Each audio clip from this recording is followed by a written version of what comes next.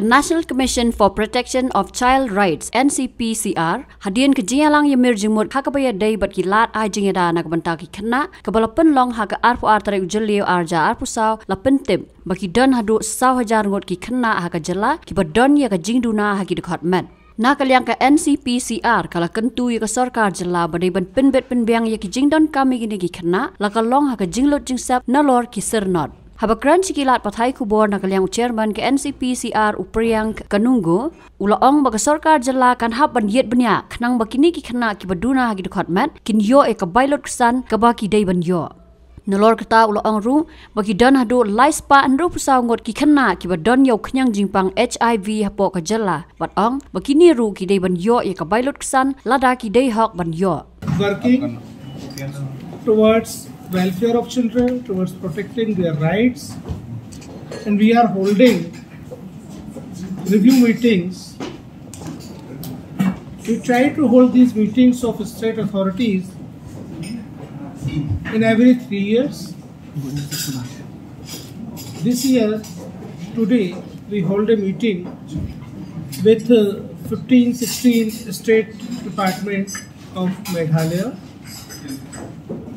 We discussed various issues pertaining to the protection of children's right and welfare of children in the state. We discussed at length. We shared information between the departments and established convergence over the issues such as disabled children. Like we have a data set of education department of disabled children. They have total about 4,000 disabled children in the state. We have some information from Department of Disability also. We asked them to converge the data, reconcile the data, get a survey done of all disabled children in the state. If they are lacking of their certificates or their pensions, expedite the process to provide them with all their entitlements, because we have received some information from Rashtriya Bal Swasthya Karyakram, which is being run by State Health Department here in the state. They are also going to screen the children on 4 Ds: disability, deficiencies, delays and diseases. They also provided a set of data of screened children with disabilities and diseases. So we asked them also to hold a consultative meeting with all the line departments and get a examination done of all children by medical board. Whoever is entitled for a certificate or any other benefit should provide them. We asked State Department to appoint chairperson and members in our counterpart, the State Commission for Protection of Child Rights. They assured us that they have soon start the process of appointment of chairperson and member. We asked about data of child protection committees in villages. So the concerned department has provided us data that 94% villagers are covered by self-help groups. We discussed at length, and at the end we decided with the department we will hold some orientation program for the master trainers of these SHGs about protection of rights of children. We also came to a conclusion that we will hold orientation meetings and workshops as well as consultative programs with the autonomous councils. So in this financial year, we will hold the workshops with all 3 autonomous councils about the issues pertaining to the rights of children. We also came across the issue of IEC material about POCSO and Juvenile Justice Act, and we assured the State Department that we will provide funds to get translated and dubbed the video IEC material prepared by NFDC for NCPCR to disseminate in the state of Meghalaya. We came across the information that about 731 pharmacy shops are selling Schedule H and Schedule X drugs which contain psychotropic substance in the state of Meghalaya. Out of these, 587 pharmacy shops have installed CCTV cameras in their shops.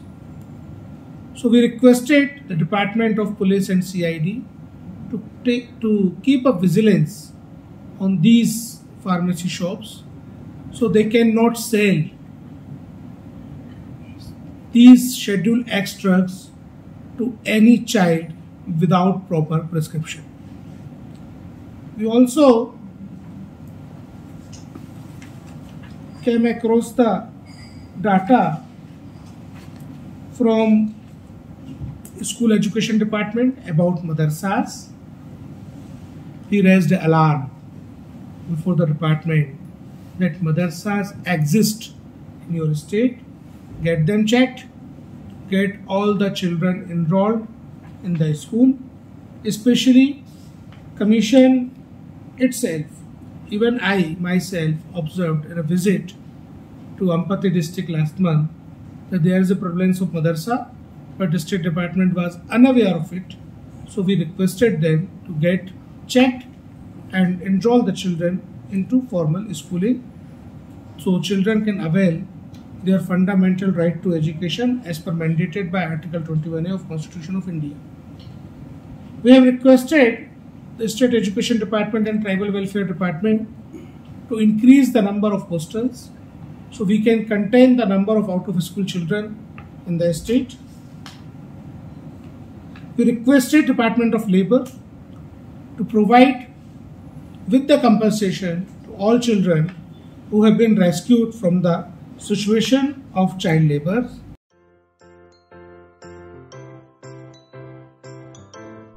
जब राजू को अपने महीने के ration का चावल मिला तो उसने देखा कि कुछ चावल के दाने बाकी दानों से अलग लग रहे थे। राजू को कुछ ठीक नहीं लगा। उसने इस बारे में अपने दोस्त देव से बात की। देव, मैंने इस बार फोर्टिफाइड चावल लिया था जिसमें सूक्ष्म पोषक तत्व मिले हुए हैं, पर मुझे इसमें प्लास्टिक जैसा कुछ दिखाई दे रहा है।